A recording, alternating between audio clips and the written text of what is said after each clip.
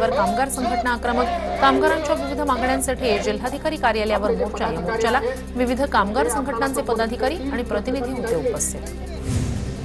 सोलापुरात centre of Indian trade union या कामगार संघटनेच्या वतीनं मोर्चा। केंद्र शासनानं नव्यानं लागू केलेले कामगार कायदे रद्द करण्याच्या मागणीसाठी मोर्चा।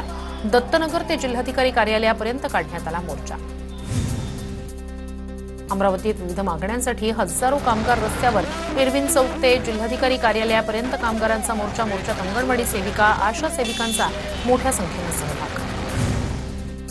नाशिकच्या विंचूरमध्ये 100 वर्ष जुनी जिल्हा परिषद शाळेची बनावट कागदपत्रांच्या आधारे विक्री। विद्यार्थी, पालक आणि नागरिकांचा नाशिक ते संभाजीनगर मार्गावर रास्ता रोको। अधिकृत कारवाई होईपर्यंत आंदोलन सुरू ठेवण्याचा इशारा। भारत अमेरिका व्यापारी करारामुळे स्वस्त कृषी माल आयात होऊन स्थानिक दर घसरण्याची भीती। याच अमेरिका भारत ट्रेड कराराविरोधात पुणतांबा इथे शेतकऱ्यांचं निषेध आंदोलन। एमएसपी, दुग्ध व्यवसाय आणि धान्य दरांच्या मुद्द्यावर शेतकऱ्यांचं आंदोलन। कल्याणनगर राष्ट्रीय महामार्गावर रास्ता रोको। कामगार संघटनेचं रास्ता रोको आंदोलन।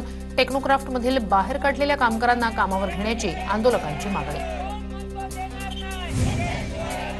धुळे जिल्हा हमाल मापाडी कामगार संघटनेचा एल्गार। प्रलंबित मागण्यांसाठी पारोळा चौफुली रस्त्यावर रास्ता रोको। साक्री आणि पिंपळनेर सारख्या भागात अद्यापही माथाडी कामगार कायदा लागू न झाल्यानं कामगारांमध्ये मोठा असंतोष।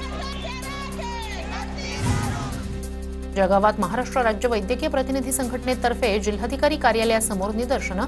कामगार विरोधी 4 श्रम संहिता रद्द करा, किमान मासिक वेतन आणि मासिक पेन्शन लागू करा अशा विविध मागण्यांसाठी कामगारांचं आंदोलन।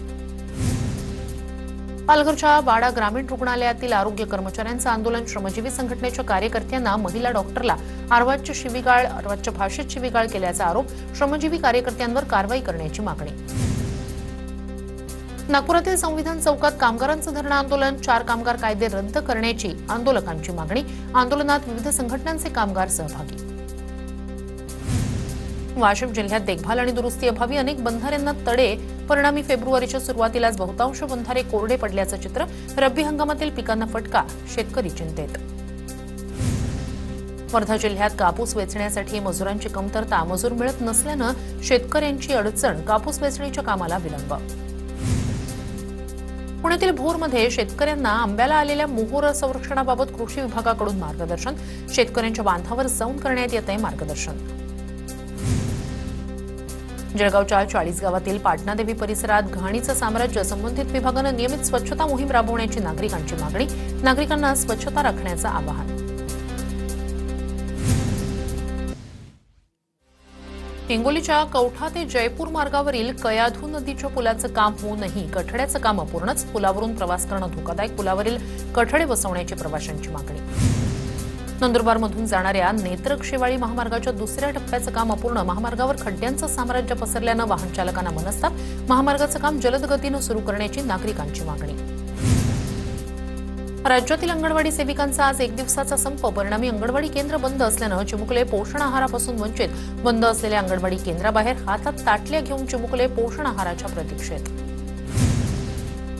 भंडाऱ्यातील शनयानगर परिसरात लहान भावंड खिडकीत अडकल्यानं काही काळ तणाव। जेसीबीच्या मदतीनं खिडकी फोडून दोघांची सुखरूप सुटका। नागरिकांच्या तत्परतेमुळे मोठी हानी टळली। अकोल्याच्या महसूल विभागातील शिपायाकडून आपल्यावर अन्याय झाल्याचा आरोप। अनधिकृत रजेच्या कारणावरून पगार थांबवल्यानं आर्थिक संकट ओढवल्याचा दावा। सखोल चौकशी करून न्याय देण्याची शिपायाची मागणी। अहिल्यानगर जिल्हा पोलीस दलातील 73 पदांसाठी भरती प्रक्रिया। 73 जागांसाठी तब्बल 4000 उमेदवारांचे अर्ज दाखल। पुढील 4 दिवस उमेदवारांची शारीरिक चाचणी घेतली जाणार। लातूर जिल्हा पोलिसांच्या 46 रिक्त पदांसाठी भरती प्रक्रियेला सुरुवात। भरती प्रक्रियेच्या पहिल्याच दिवशी 213 उमेदवारांचा सहभाग। लातूर विमानतळ दुरुस्ती आणि देखभालीसाठी 15 कोटींची तरतूद। जिल्हा नियोजन समितीच्या बैठकीत निर्णय। राज्यातील प्रत्येक धावपट्टी दुरुस्तीसाठी मुख्यमंत्र्यांकडे निधीची मागणी करणार। शिवेंद्रसिंहराजे भोसले यांचं वक्तव्य। जळगाव जिल्हा परिषदेनं ई गव्हर्नन्स सुधारणा कार्यक्रमात राज्यात 8व्या क्रमांकाचं स्थान पटकावलं। जळगाव जिल्हा परिषदेनं 100 गुणांपैकी 80 गुण मिळवले। रत्नागिरीच्या स्वातंत्र्यवीर विदा सावरकर नाट्यगृहात 14 फेब्रुवारीला पद्मश्री मधु मंगेश कर्णिक यांचा नागरी सत्कार सोहळा। उपमुख्यमंत्री एकनाथ शिंदे यांच्या हस्ते सत्कार केला जाणार। महाराष्ट्र शासन मराठी भाषा विभागाच्या वतीनं कार्यक्रमाचं आयोजन।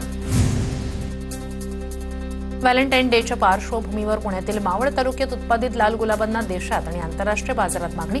लाल गुलाबांची सध्या वेगात विक्री सुरू. शेतकरी आणि निर्यातदारांमध्ये आनंदाचं वातावरण.